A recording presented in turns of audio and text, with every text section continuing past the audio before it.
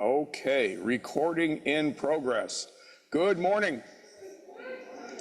We want to welcome you on this bright, well, kind of maybe sort of, the sun is shining somewhere day.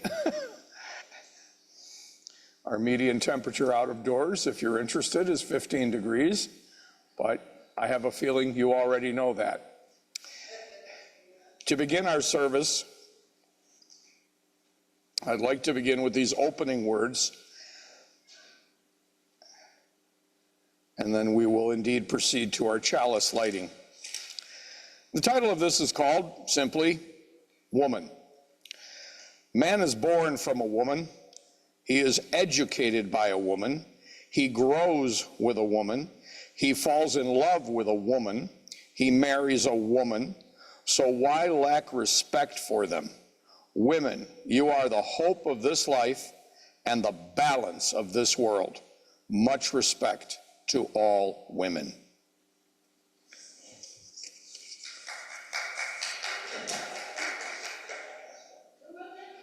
I must do more things like that to gain more popularity. And our chalice lighting today, whoops, have a nice trip, I'll see me in the fall.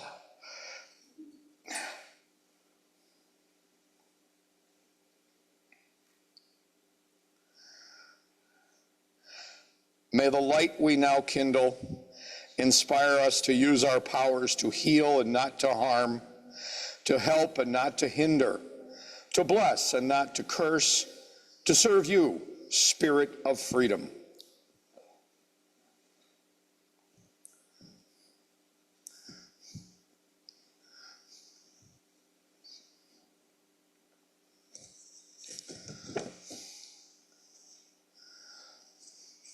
You'll now turn in your hymnal as we begin our service to hymn number 208.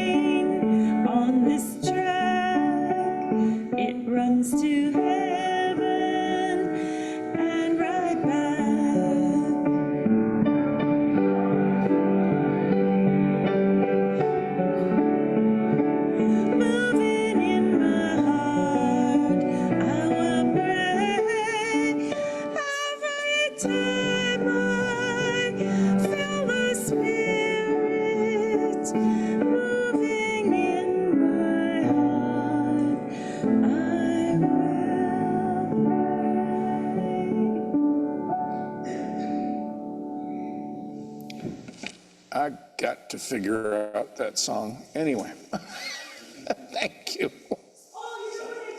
What did you did? Well, thank you. Thank you very much. You shouldn't have.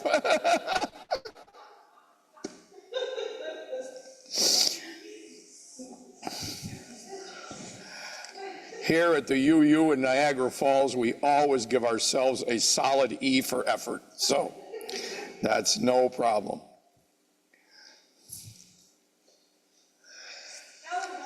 No, we place no blame here.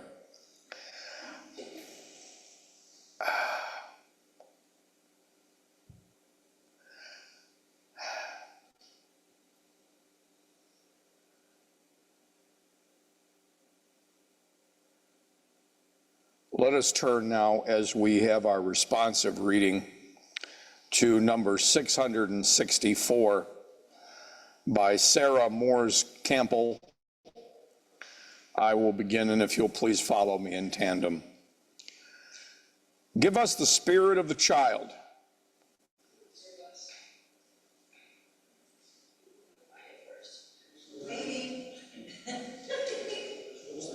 No, that's what the first line was. I'm sorry, let's try that again. Give us the spirit of the child. Give us the child who lives within. I'm bad.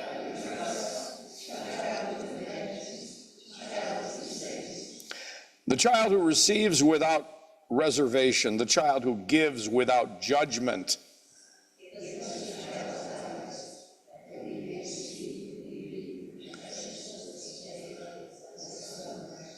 Give us a child's ears that we may hear the music of mythical times.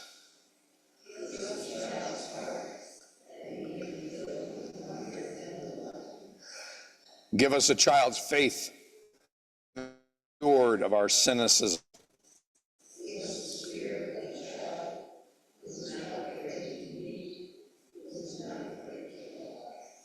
Thank you. We now come to that portion of our service where we honor our joys and our sorrows.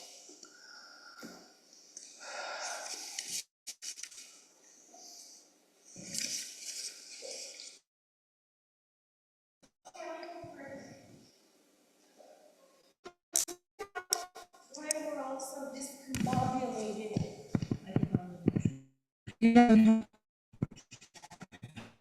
We're also discombobulated.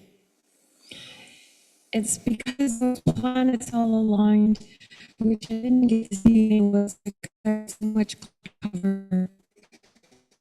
That's it. I just saw dogs.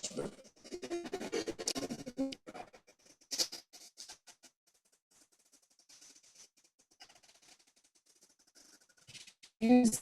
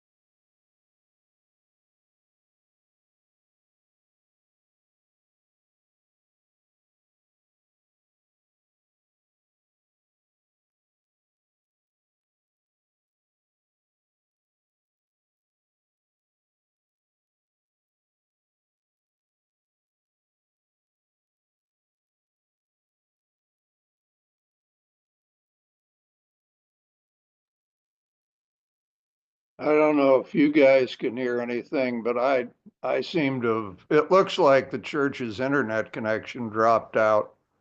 I see you, Bill. Bill, I see you and I can hear you, but I can't see church. It's Yeah, Joan. same thing here. I guess I think maybe I'll text Erica. I think what happened is maybe their internet dropped out because I don't see anything from them at all on my screen. I wonder if it. Oh, I'm sorry. Go ahead.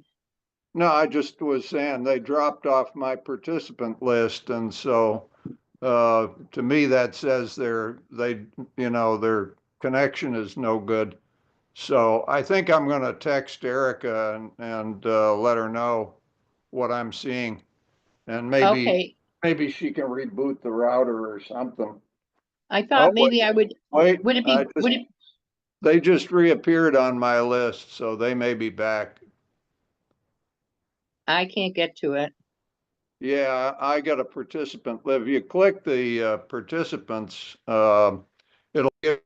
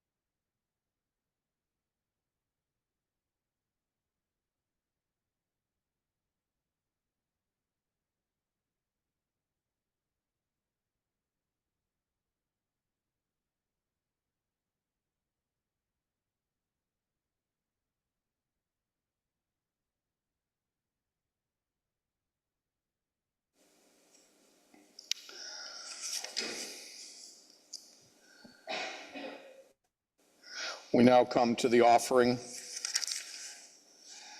and the offertory, and we remind you with great gratitude that it is through your generosity and only your generosity that it makes this ministry and the larger ministry of the Unitarian Universalist Association possible.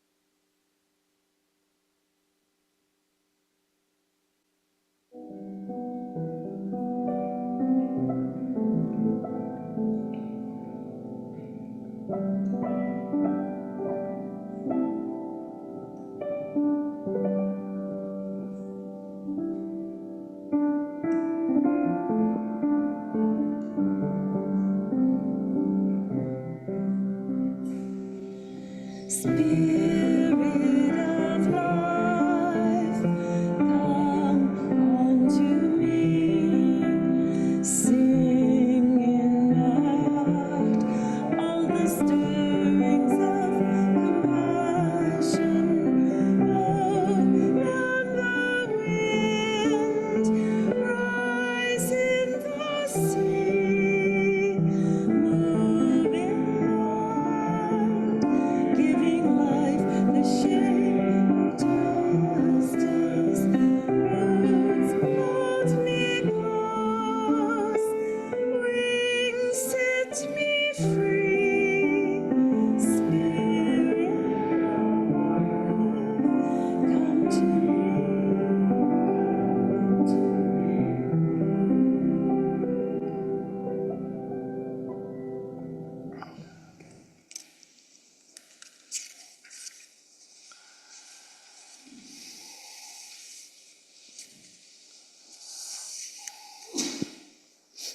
Bless you. No extra charge.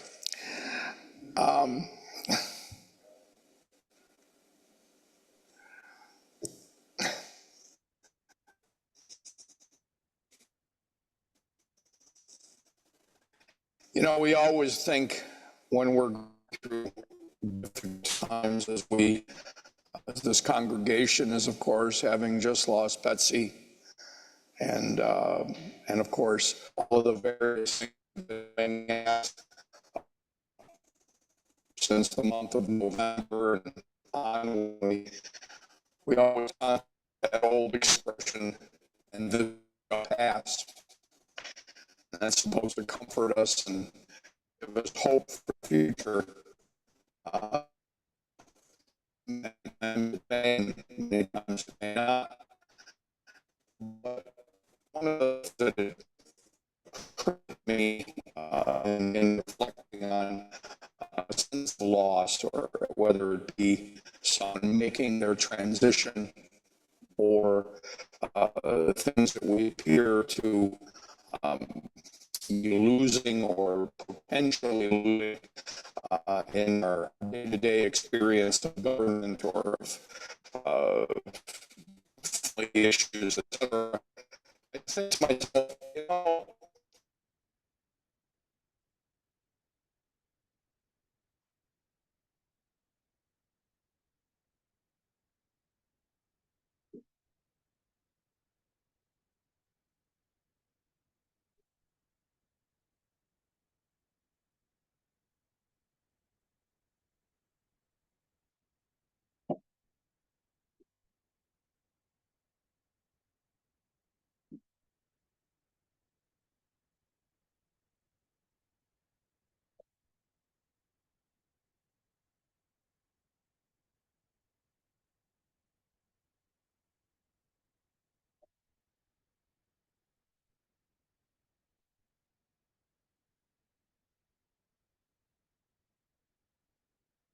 Emily Gage, reflecting on the UU principle of justice, equity, and compassion. I read through that and for some reason it just hit me that one of the most important things that we can engage in when we contemplate this principle is the notion of how honest we are with ourselves and how honest we are with each other as we strive to practice that principle.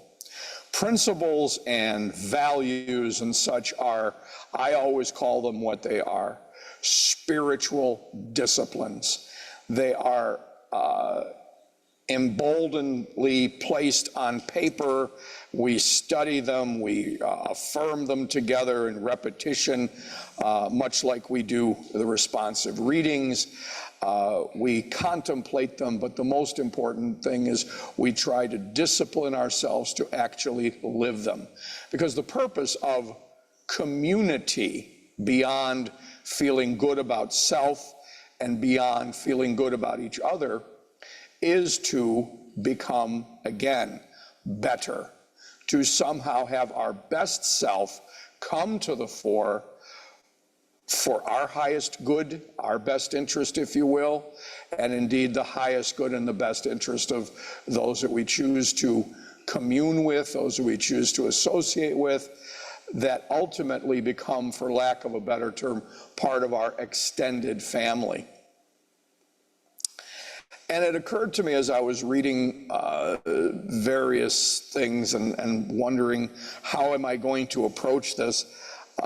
Every so often I pray that my inspiration takes me in a direction that is hopefully a little more meaningful than the last time. And for some reason, I was looking at the calendar, and on the calendar, you know, I love the calendars that are replete with all of the different days. Some of you may own one of these calendars. You'll see first quarter of the moon, second quarter of the moon. Then you'll see things like International Potato Day or International Pizza Day. And some of them, I mean, these are actual days that someone has taken the trouble to make manifest, to make it exist. But some of them are pretty serious, or should be pretty serious. And the one that jumped out at me in the month of March was International Women's Day. And I think it jumped out at me because it was like, well, there's International Women's Day. And then, of course, I do recognize we also, as a culture, we celebrate Mother's Day. And there are times we celebrate these little other holidays where we place women on a pedestal and we say thank you for being a mom, or like I just said, or thank you for existing in the world and making a difference. And it occurred to me that one of the reasons why we may do that is because we're pretty ashamed of how we usually treat women on a day-to-day basis. Have you ever seen an International Man's Day? No. Now, you do have Father's Day, I'll admit that, but there's no International Man's Day because free white men run the world. And when we do these special days, my theory doesn't have to be yours, we do so because there's a little bit of guilt that we're not doing what we should be doing. Okay? Now, when I read the first reading this morning, honoring women and putting in our consciousness why we should honor women, and you know, very briefly, but I thought it was one of the more profound opening words that I've come across in a while. I thought to myself, I got an applause. Maybe it's because my point that I'm making now is correct. And every so often I'll do that. I'll ask a woman, whether it be my wife or whether it be another member of my congregation or someplace, how do you like the way you're being treated? How do you like your position in the world? Do you feel that you influence the world in any positive way? Do you feel held back in any way? It usually takes a long conversation to get all the answers that I've just asked, but my point is still the same. These days that we designate are not as honest as they could be or should be. And these days that we designate are in lieu of the way we should be functioning every single day. It's really no different. You celebrate Christmas Day, the spirit of goodness and generosity and all of that is filling your heart, filling your soul. And we're always reminded, there's not a year that goes by, wouldn't it be nice if we could do this every day? Well, I go back to International Women's Day.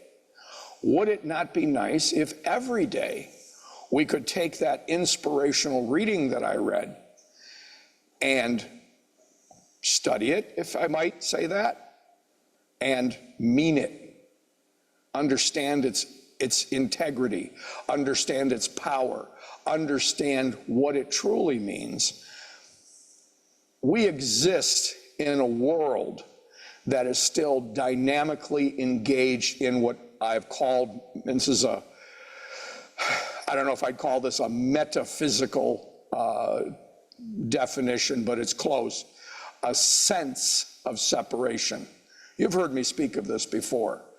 Us versus them, me versus you. But the one thing we often forget, or perhaps we're conditioned to forget, is we still have this sense of the separation of the sexes. Men versus women. How many times do you read in the newspaper, oh, this was the woman's agenda, or this was the man's agenda? And yet when you study ancient theology and philosophy and religion and so forth, you do see that in many instances, and you got to sometimes dig for them, I admit it, you will see where women were truly treated as equals.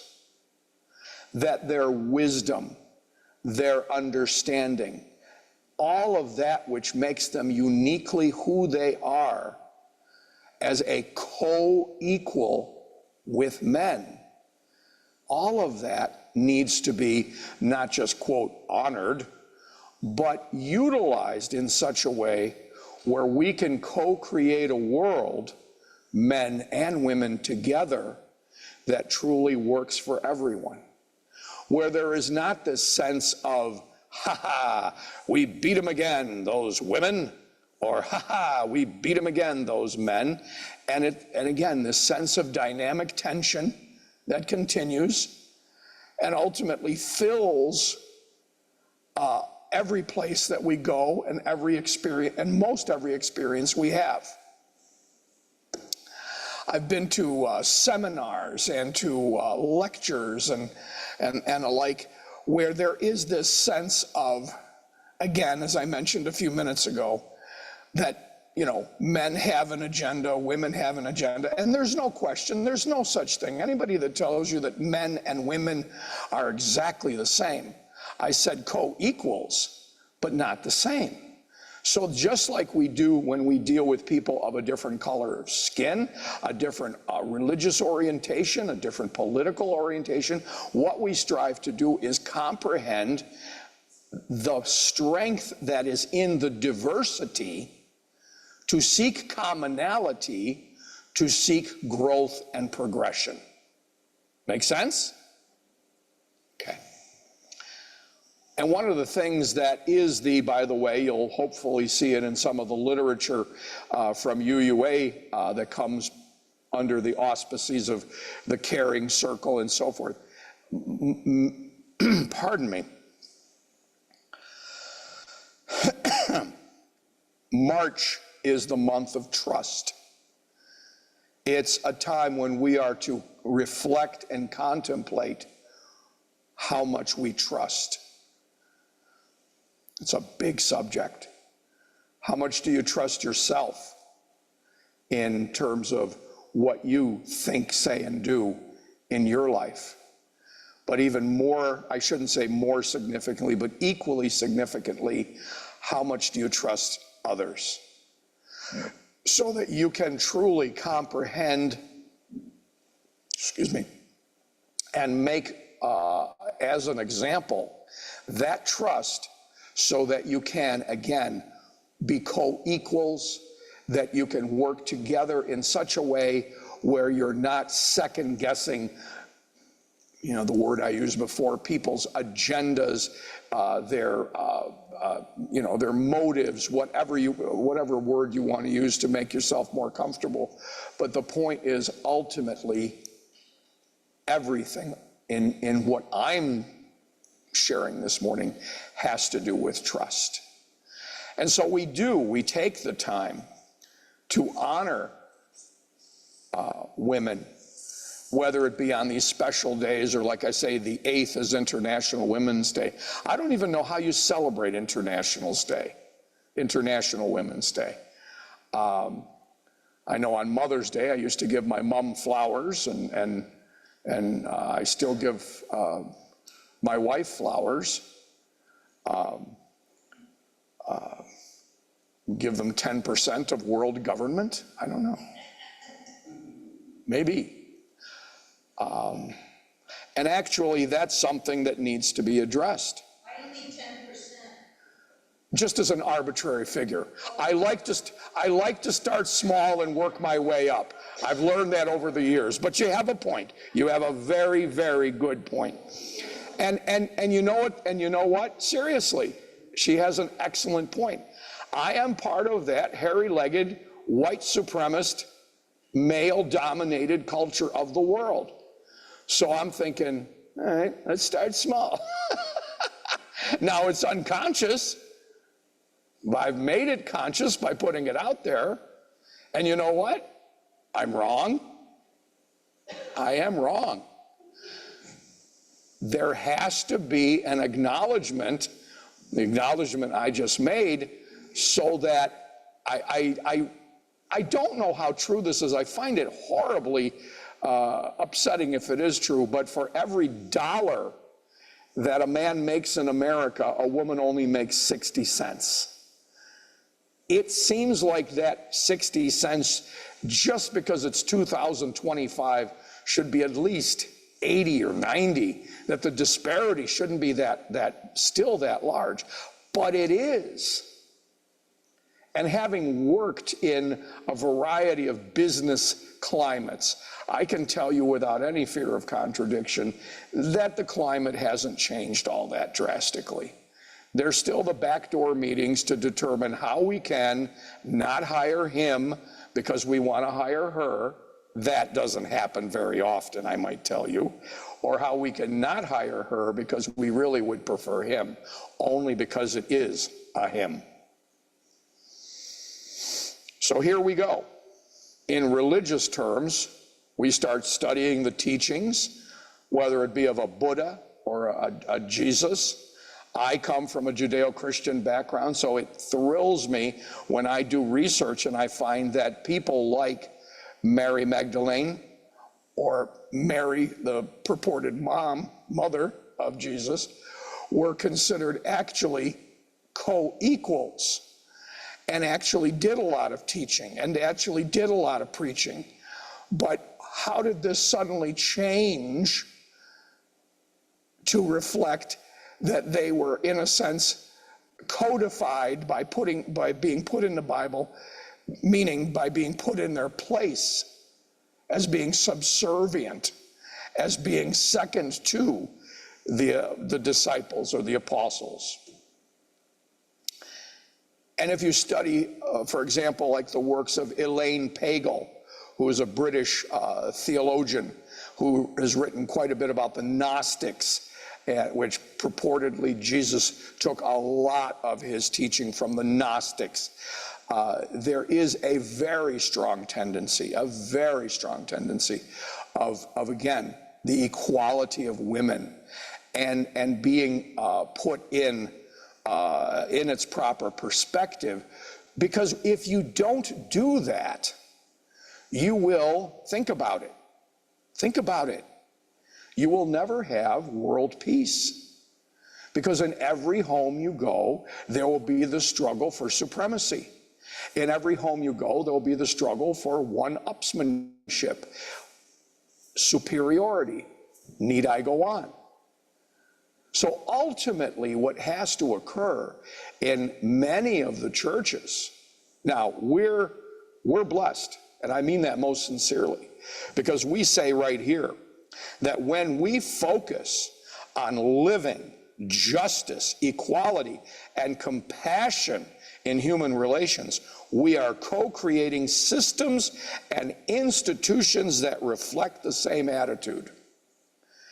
I can't tell you how many people I deal with in a yearly basis who are of different faith traditions, who still hold on to the idea that the man is the head of the household and what he says goes.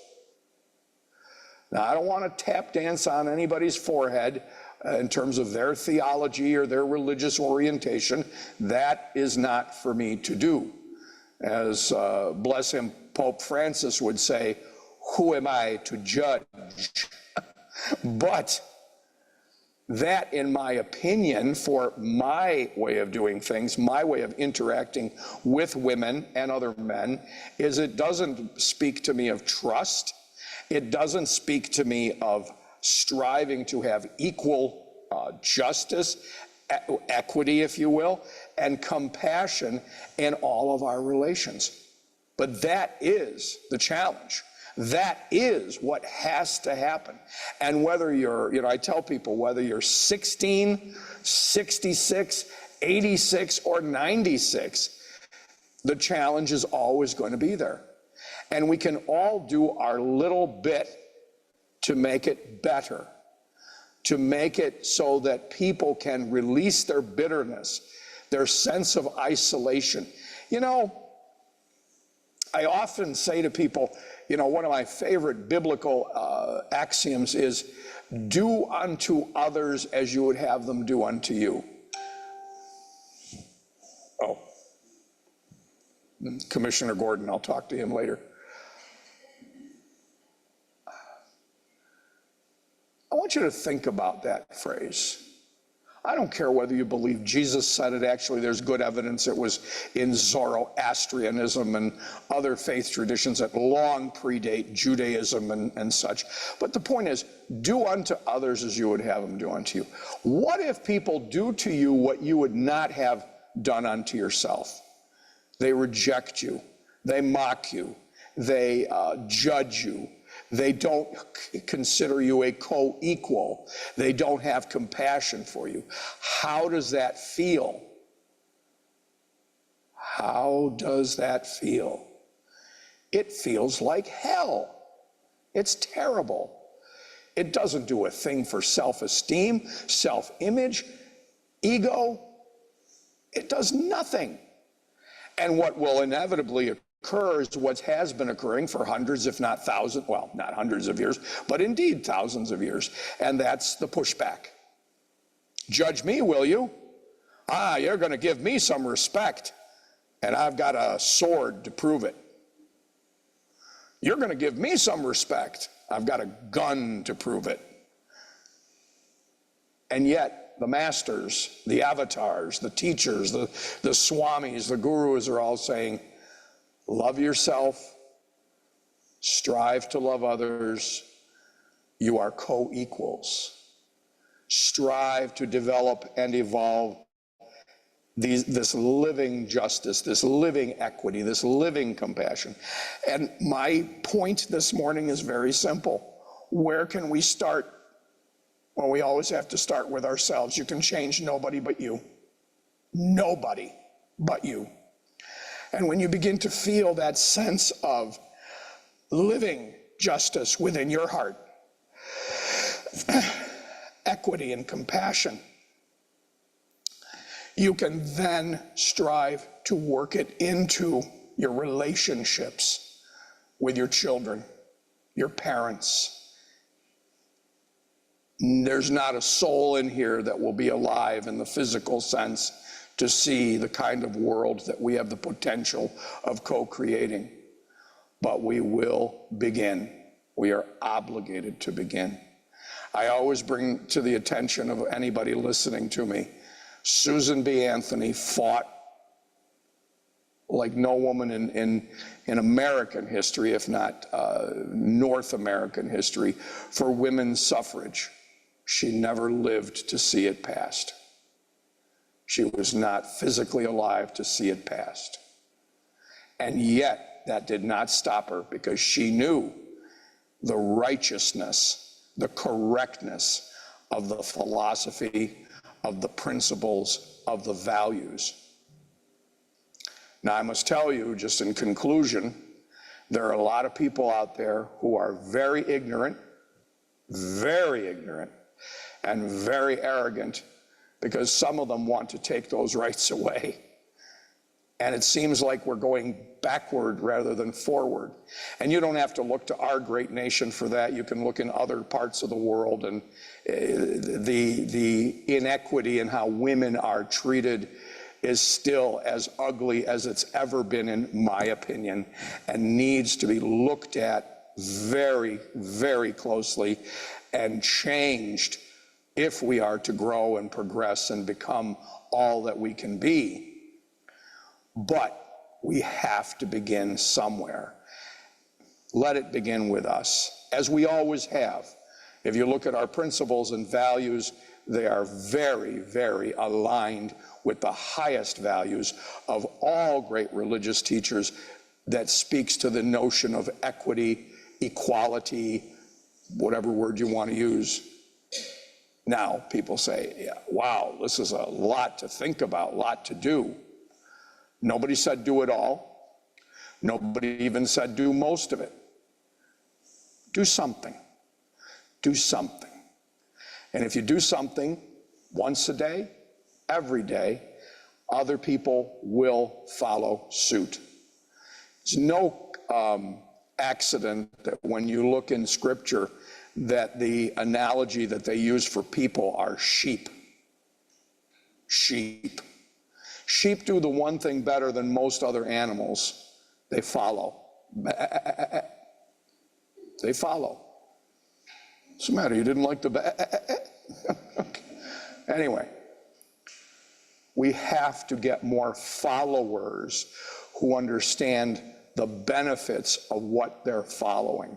Because so many people right now do not comprehend that if we continue this madness of separateness, diversity and judgment for that diversity and rejection and so forth, this will continue to be the never-ending story.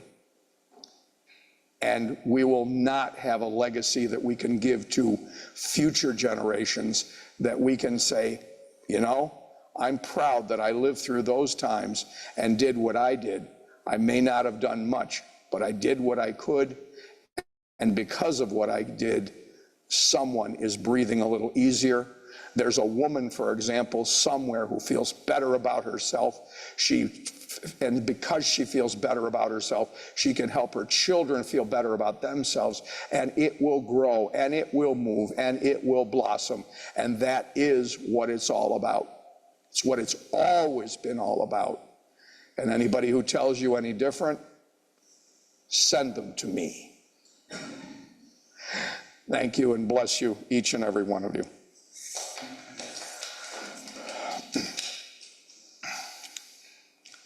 Operators are standing by. Call today. Okay, now,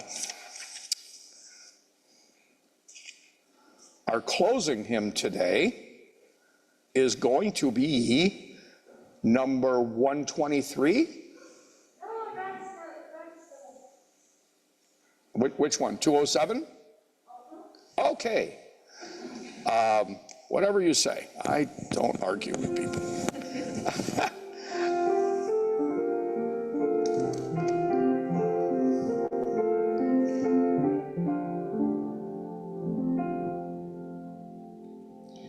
Earth was given us a garden cradle for humanity,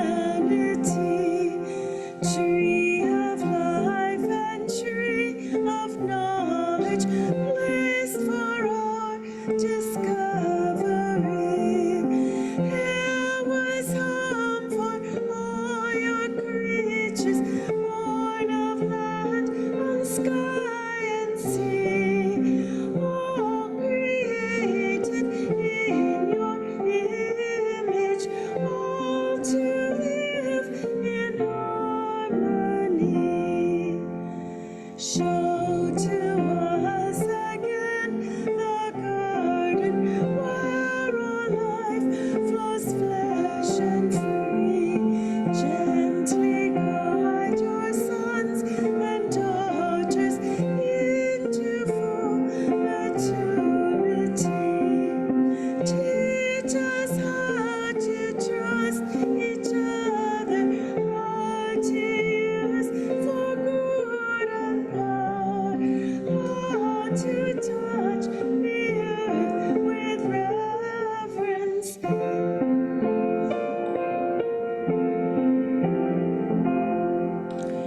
Bless the earth.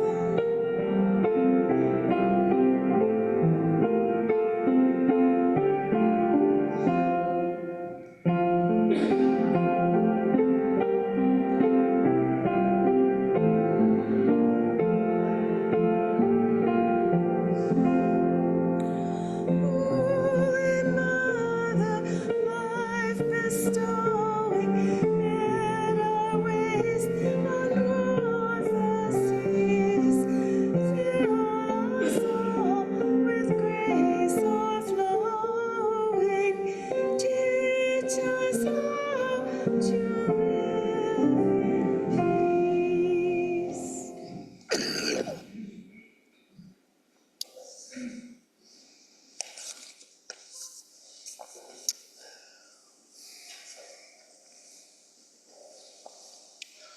That will become a very favorite song someday. It has potential. Think about it. We really did well with that. Okay, our announcements for today. Please, if you would, join us after the service down in the fellowship hall. There's coffee and cookies and all kinds of goodies that we will participate in ingesting. And beyond the ingestment of said cookies, et cetera, there'll be fellowship, and that's what we really enjoy, is the ability to be with each other and to appreciate each other. I did have one other thing here.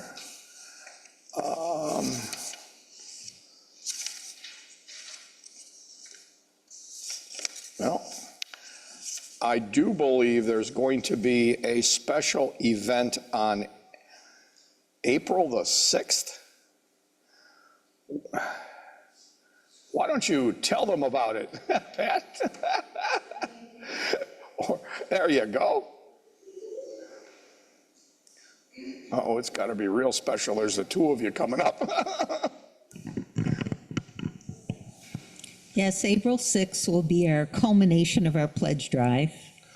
Today, we're going to see a clip that is from a movie called Just Mercy, which is about the real-life Brian Stevenson, who dedicated his life to getting people who were wrongly accused and were on death row.